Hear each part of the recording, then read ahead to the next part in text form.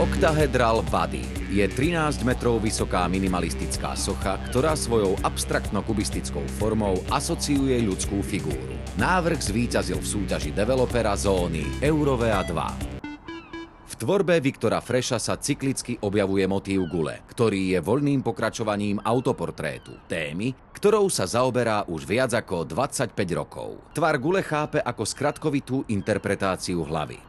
Vzťah Viktora Freša k hudbe pochádza z rodiny a aj sám je hudobník. Vždy ho svojou funkčnosťou a vizualitou fascinovala hudobná aparatúra. Casey, svetelné rampy, pódiová technika. Rampa je dôležitý prvok každého pódia. Visia na nej svetlá, ktoré modelujú atmosféru koncertu. Rovnako vo Freshovej soche je rampa nosnou konštrukciou, ktorá drží gule v priestore a prináša istú pevnosť a vzdušnosť celej konštrukcii. Realizácia diela bola technicky a fyzicky veľmi náročná. Jej výroba a aj inštalácia si vyžadovala prácu veľkého tímu ľudí a použitie ťažkej techniky.